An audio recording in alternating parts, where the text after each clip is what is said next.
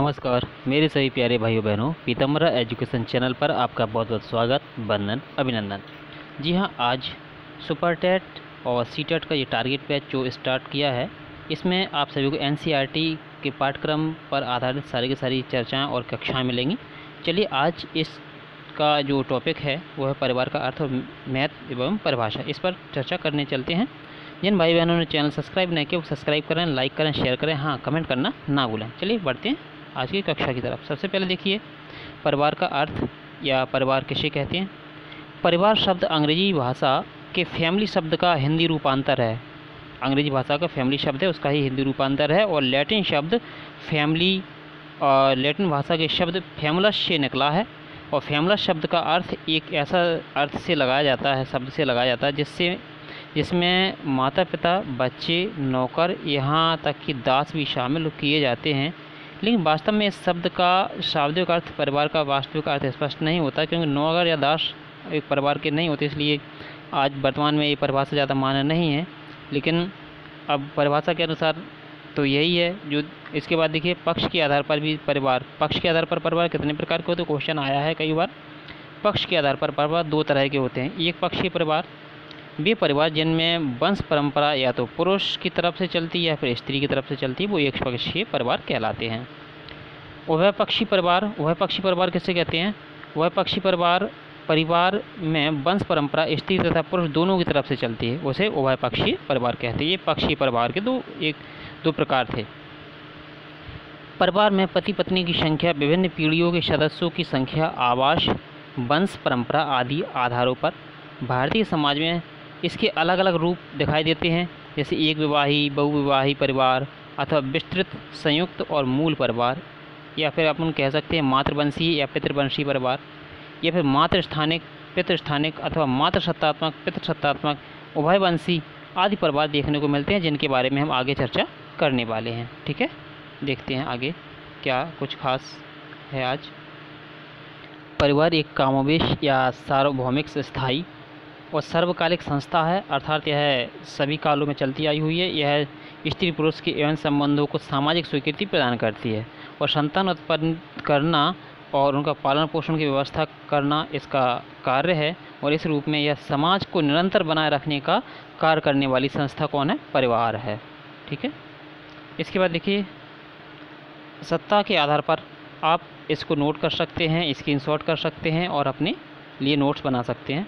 चलिए, सत्ता के आधार पर परिवार के दो प्रकार होते हैं। अब सत्ता के आधार पर दो प्रकार कैसे, पितृसत्तात्मक परिवार और मातृसत्तात्मक। देखिए पितृसत्तात्मक क्या होता है। पितृसत्तात्मक परिवार उन परिवारों को कहते हैं जहाँ पर पिता को प्रधान माना जाता है, अर्थात ऐसा परिवार जहाँ पर पिता ही मुखिया होते हैं, पिता ही सर्वोच्च होते हैं और उनका ही आदेश या उनकी जो बात होती है वो ही मान्य होती है। मातृसत्तात्मक परिवार वे परिवार जहाँ पर पिता के स्थान पर माता को प्रधानता दी जाती है, इस तरह के परिवारों को मातृसत्तात्मक परिवार कहते हैं। और इस प्रकार के परिवारों को प्रचलन मालाबार के नायरों में चलित है। ठीक है, स्थायी और अस्थायी प्रगति देख रहे हैं। इसके में क्या है, परिवार एक ऐसी संस्था है या ऐसा कह सकते हैं ऐसी समिति है जो परिवार की प्रकृति स्थायी होती है। परिवार के नियम, रीति रिवाज, परंपरा आदि के रूप में परिवार एक संस्था है जो स्थायी है। परिवार के सदस्य, सामान्य निवास, उनका संगठन आदि के रूप में परिवार एक समिति है। समिति के रूप में परिवार का स्वरूप बदल सकता है। पति पत्नी के विवाह विच्छेद या माता पिता की मृत्यु के कारण परिवार विघटित हो सकता है, लेकिन संस्था के रूप में परिवार हमेशा बना रहता है। इसका कहने का मतलब है जो बड़े परिवार होते हैं ना, उन्हें एकल या न्यूक्लियर परिवार में तो वो परिवर्तित हो सकते हैं, लेकिन परिवार का रूप हमेशा बना रहता है। राजनीतिक कार्य भी परिवार के द्वारा किए जाते हैं। एक प्रशासनिक इकाई के रूप में परिवार का महत्व सर्वव्यापी है। आदिम समाजों में यानी पुराने पहले से ही समाजों में परिवार का ये काम बहुत ही महत्वपूर्ण रहा है। यहाँ मुखिया परिवार का शासक के जैसा होता है, शासक होता है, राजा होता है, मुखिया होता है या फिर प्रमुख होता है, कुछ भी आप मान सकते हैं। मुखिया के द्वारा व्यक्ति के व्यवहारों को नियंत्रित करना, दंडित करना, अनुशासन करना, समानता, स्वतंत्रता, मातृत्व की भावना का विकास करके देश को सफल नागरिक बनाना परिवार का वास्तविक शासक होता है। परिवार झगड़ों का निपटाना भी उसी का एक कार्य है, एक हिस्सा है परिवार का। अब विद्वानों को ने कुछ परिभाषा दी है, परिभाषाओं की ओर चलते हैं। बीजेंस ने क्या कहा है? बीसेंज एंड बीसेंज ने क्या कहा है?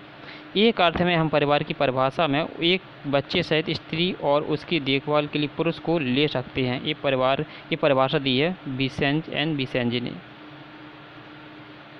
परिवार के विशेष लक्षण या विशेषता देख लेते हैं। मैकाइवर और पेज ने परिवार के विशेष लक्षणों का वर्णन किया है। इन लक्षणों के आधार पर परिवार को अन्य समितियों से अलग किया जा सकता है। परिवार के यह विशेष लक्षण या विशेषताएं जो उन्होंने बताई हैं वो निम्न प्रकार से हैं। पहला है सार्वभौमिकता। परिवार सभी समाज, सभी संस्कृतियों में पाया जाता है। कोई भी समाज, कोई भी संस्कृति हो, इस पूरे विश्व में परिवार जरूर पाए जाते हैं।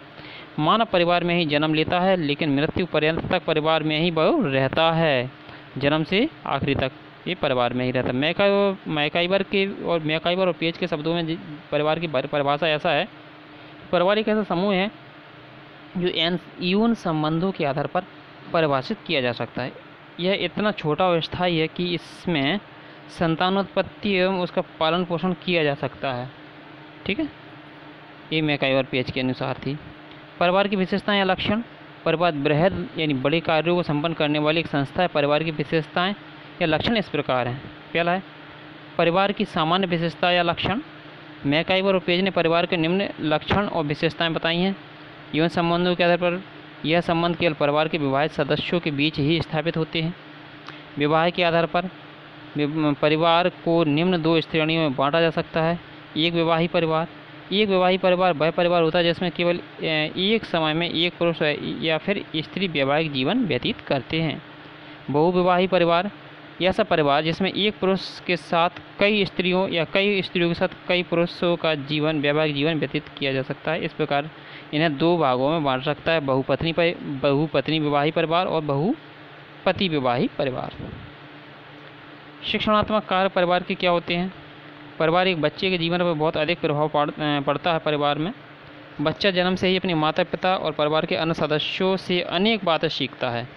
शुरू से ही शिक्षा का बच्चे के चरित्र व्यक्तित्व के निर्माण पर बहुत ज़्यादा प्रभाव परिवार का पड़ता है। और प्लेटो और अरस्तु दोनों ने ही परिवार को जीवन की प्रारंभिक पाठशाला के नाम से पुकारा भी है।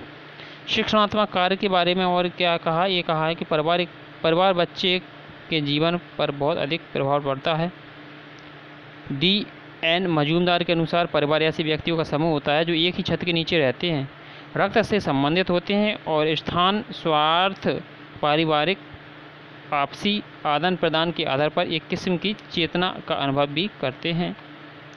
अब विवाह संबंधी परिवार। चार्ल्स बिनेक के अनुसार विवाह संबंधी परिवार पति पत्नी का केंद्र है जो कि संबंधियों के जाल से घिरा रहता है, यानी रिश्तेदारों के जाल से घिरा रहता है। इस तरह विवाह संबंधी परिवार में पति पत्नी तथा उसके बच्चे तो प्राथमिक रूप से होते ही हैं, साथ ही साथ विवाह के कारण दोनों परिवारों के संबंधी भी सहयोगी के रूप में ऐसे परिवार में आ जाते हैं। जैसे आपने देखा होगा, लड़की के पक्ष से और लड़के के पक्ष से दोनों परिवार आपस में रिश्तेदारी के रूप में अच्छे से जुड़ जाते हैं। भौतिक आवश्यकता की पूर्ति के लिए एक आर्थिक व्यवस्था होती है परिवार की। संतानों का पालन पोषण इसी के द्वारा होता है। सामान्य निवास की बात करें तो एक परिवार के सभी सदस्य एक ही स्थान पर निवास करते हैं। इस प्रकार सामान्य निवास एक सामान्य लक्षण है एक परिवार का। सांस्कृतिक कार्य की में भूमिका क्या होती परिवार की? तो समाज के प्रत्येक सदस्य को उसकी संस्कृति और परंपरा और रीति रिवाजों के अनुसार चलना पड़ता है और उन्हें निभाना पड़ता है। परिवार के इस काम को पूरा करने के लिए हर सदस्य के लिए सांस्कृतिक पर्यावरण को प्रस्तुत करना ही पड़ता है। जैसे धार्मिक कार्य की बात करें, बालक अपने माता पिता या नाना नानी से या दादा दादी से विभिन्न प्रकार की धार्मिक बातें सुनता है और धर्म के प्रति प्रेम या आस्था करना सीख जाता है। यह धार्मिक उत्सव मनाता है, ईश्वर की पूजा करता है और किस तरह करनी चाहिए, किस तरह से नियम कानून होते हैं, वो सारी चीज़ें परिवार से ही सीखता है। अगला है भावनात्मक आधार पर परिवार की क्या भूमिका है? परिवार मानव की भावनात्मक आवश्यकताओं को संतुष्ट या पूर्ति करता है। प्रेम, स्नेह, त्याग, सुरक्षा आदि परिवार में ही बातें बताई जाती हैं। यदि परिवार का माहौल ठीक नहीं है तो ये सारी बातें उसके अंदर नहीं आती हैं। निर्माणात्मक प्रभाव। बच्चों के लिए प्रारंभिक सामाजिक पर्यावरण परिवार ही प्रदान करता है। व्यक्ति का सामाजिकरण परिवार से ही शुरू होता है। क्वेश्चन यहाँ से बनता है, सामाजिकरण कहाँ से होता है? तो परिवार से ही। परिवार में संस्कारों के माध्यम से बड़ा प्रभाव व्यक्ति की आदत और स्वभाव का निर्माण करता है। अच्छा, निवास के स्थान पर भी परिवार दो प्रकार के होते हैं, पितृस्थानीय और मातृस्थानीय परिवार। पितृस्थानीय परिवार उन परिवारों को कहते हैं जिसमें विवाह के बाद स्त्री पुरुष के घर जाकर रहती है, उसे विवाह पितृस्थानीय परिवार कहते हैं। और ज़्यादातर यही अपने पूरे भारत में यही विवाह, या पूरे भारत क्या लगभग कंट्री में ज़्यादातर देशों में यही पितृस्थानीय विवाह पर चलता है। और मातृस्थानीय परिवार क्या होता है? ये परिवार जिनमें विवाह के बाद पुरुष स्त्री के घर जाकर निवास करता है, जैसे मालाबार में मातृसत्तात्मक परिवार है, वहाँ पर ऐसा होता है इंडिया में। नाम के आधार पर परिवार यह भी दो प्रकार के होते हैं। पितृनामी परिवार। पितृनामी परिवार वे परिवार होते हैं जिसमें परिवार का नाम पिता के नाम पर चलता है।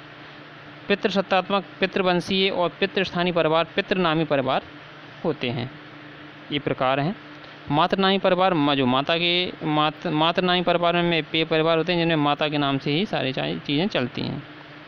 सदस्यों की संख्या के आधार पर परिवार दो प्रकार के होते हैं, प्राथमिक परिवार और विस्तृत परिवार। प्राथमिक परिवार में उनके माता पिता, इस परिवार में सिर्फ माता पिता, उनके अविवाहित बच्चे होते हैं, उस परिवार को हम प्राथमिक परिवार कहते हैं।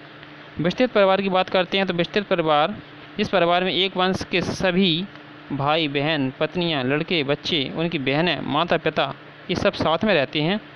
वह एक बुजुर्ग व्यक्ति मालिक या मुखिया होता है, जैसे दादाजी या और भी जो बुजुर्ग सबसे बुजुर्ग हो, उसे विस्तृत परिवार कहते हैं। संबंध के आधार पर परिवार के देखते हैं। संबंध के आधार पर ही परिवार दो प्रकार के होते हैं, रक्त संबंधी परिवार। रक्त संबंधी परिवार के बारे में चार्ल्स बिनेट ने कहा है, रक्त संबंधी परिवार रक्त संबंधियों का केंद्र है जो पति पत्नी के जाल से घिरा होता है। इस तरह के परिवार वे ऐसे सभी परिवार आते हैं जो जन्म द्वारा एक दूसरे से संबंधित होते हैं, और इसलिए इनमें चुनाव अथवा व्यक्तिगत इच्छा का कोई प्रश्न नहीं उठता कि कोई ऐसा नहीं है कि कोई अपनी मर्जी से रिश्ते बनाता हो। ये रक्त संबंधी होते हैं, अर्थात एक ही माता पिता से जो उत्पन्न संतानें रक्त संबंधी संतानें कहलाती हैं। इलियट और मेरिल ने परिवार को पति पत्नी और उनके बच्चों की जैव की सामाजिक इकाई के रूप में परिभाषित किया है। किशेयर के अनुसार परिवार को हम संबंधों की वो व्यवस्था समझते हैं जो माता पिता और उसके संतानों के बीच पाई जाती है। और इसी प्रकार से मनोवैज्ञानिक कार्य क्या है? व्यक्ति की शारीरिक सुरक्षा ही पर्याप्त नहीं होती, बल्कि मानसिक सुरक्षा का भी होना जरूरी होता है। इसीलिए व्यक्ति समाज में अच्छी तरह रह सकता है। परिवार अपने सदस्यों को मानसिक संतुष्टि, शांति और सुरक्षा प्रदान करने का कार्य करता है, जो कि मनोवैज्ञानिक काम है। परिवार के परंपरागत काम। पहला सामाजिक कार्य, परिवार व्यक्ति का सामाजिकरण करता है, उसके व्यवहारों पर नियंत्रण रखता है, उसके व्यवहार को सामाजिक नियम रीति रिवाज के अनुसार ढालता है। परिवार में ही व्यक्ति सामाजिक स्थिति उसकी निर्धारित होती है, वह सामाजिकता किस प्रकार से ग्रहण कर रहा है। आगबर्न ने परिवार को निम्न कार्य बताए हैं: प्रेम, स्नेह संबंधी कार्य, आर्थिक मनोरंजन संबंधी कार्य, पालन पोषण रक्षा संबंधी कार्य, धार्मिक कार्य। और मैकाई और पेज के अनुसार बात करें तो उन्होंने अनिवार्य कार्य में बताया है यौन आवश्यकता की स्थायी संतुष्टि, संतान उत्पन्न करना, उनका पालन पोषण करना और उन्हें स्नेह प्रदान करना। और अनिवार्य कार्य में आर्थिक कार्य बताए हैं। सदस्यों का उत्तरदायित्व, परिवार के प्रत्येक सदस्य के अन्य सदस्यों के प्रति क्या उत्तरदायित्व हैं, क्या जिम्मेदारियां हैं, उसे किस प्रकार से निभाना है। यह सभी सदस्यों के हितों के लिए अपने स्वार्थ का बलिदान भी करता है। इस प्रकार के परिवार के कार्य होते हैं। सामाजिक नियम के अनुसार बात करते हैं तो परिवार एक ऐसी समिति है जिसका निर्माण आसान है लेकिन उसे तोड़ना बहुत कठिन है। परिवार के सदस्यों पर विवाह और उत्तराधिकार के नियम भी परिवार के द्वारा ही लागू होते हैं। सदस्यों की शारीरिक रक्षा की बात करते हैं तो परिवार अपने सदस्यों की शारीरिक रक्षा का कार्य भी संपन्न करता है। पालन पोषण से लेकर बच्चों को सामाजिक प्राणी बनाने तक पूरा दायित्व किसका होता है? परिवार का होता है। शारीरिक चोट, बीमारी, सेवा शुश्रूषा की व्यवस्था, असहाय, कमजोर और वृद्ध अपाहिजों की देखरेख का काम परिवार के ही करता है। सदस्यों को आवश्यकता अनुसार सुरक्षा और सुविधाएं देना, मानसिक सुरक्षा प्रदान करना, ये सारे परिवार के महत्वपूर्ण कार्य के अंतर्गत आते हैं। वंश के आधार पर देखते हैं दो प्रकार के, पितृवंशी परिवार और मातृवंशी परिवार, जो मैंने अभी आपको पहले ही बता दिया है। परिवार एवं संबंधी इच्छाओं की पूर्ति के महत्वपूर्ण साधन है। परिवार व्यवस्थित रूप से प्रत्येक व्यक्ति को विवाह के द्वारा एवं संबंधों को स्थापित करने की अनुमति प्रदान करता है और इसका उल्लंघन करने पर सजा भी मिलती है। इस कार्य के नहीं होने, अगर ये काम नहीं होता तो क्या होता, परिवार वो समाज में अव्यवस्था और अनैतिकता फैल जाती। संतान उत्पन्न करना दूसरा कार्य है। संतान उत्पत्ति परिवार का ये भी प्रमुख कार्य में आता है, क्योंकि प्राणी शास्त्र के अनुसार ये प्राणी शास्त्रीय काम है। अगर यह काम परिवार के बाहर भी संभव है, लेकिन ये संतानें अवैध होंगी। अगर परिवार जो जिससे विवाह होता है केवल उसी से संतान उत्पन्न करना वैध है, लेकिन यदि अब किसी अन्य पुरुष के द्वारा अन्य स्त्री से संबंध बना करके जो संतानें उत्पन्न कर ली जाती हैं, वो ऐसी संतानों को अवैध माना जाता है और समाज भी इसको स्वीकार नहीं करती है। परिवार द्वारा किए जाने वाले संतान उत्पन्न करने के कार्य को समाज का अस्तित्व भी बना रहता है और निरंतरता भी बनी रहती है परिवार में। और जोन्स के अनुसार माने तो परिवार एवं संबंधों के आधार पर एक ऐसी सामाजिक संस्था है जो संतान उत्पन्न करना और उसका पालन पोषण करना होता है। ठीक है। अच्छा, ये तो हो चुका आपका नामकरण एवं वंश परंपरा की प्रणाली। प्रत्येक परिवार की एक व्यवस्थित नामावली होती है, जैसे माता पिता, पिता पुत्री आदि वंश क्रम दो प्रकार का होता है। पहला पितृवंशीय परिवार, पिता के नाम से चलने वाला परिवार। मातृवंशीय, माता के नाम से चलने वाला परिवार। विवाह के आधार पर परिवार को निम्न दो भागों में बांटा सकता है, एक विवाही और बहुविवाही। मैंने ये भी आपको बता दिया है। ओके, ये हो गया है, फिर से आ गया इधर वाल। ठीक है, अगला देख लेते हैं। एक मिनट, ये और रह गया आपका सामाजिक ढांचे में प्रमुख स्थिति। संपूर्ण सामाजिक ढांचे में परिवार सबसे छोटी सामाजिक इकाई है और सभी समाजों में सामाजिक संरचना का मुख्य आधार परिवार ही है। परिवार ही व्यक्तियों को विस्तृत बृहद समाज में भाग लेने के लिए तैयार करता है।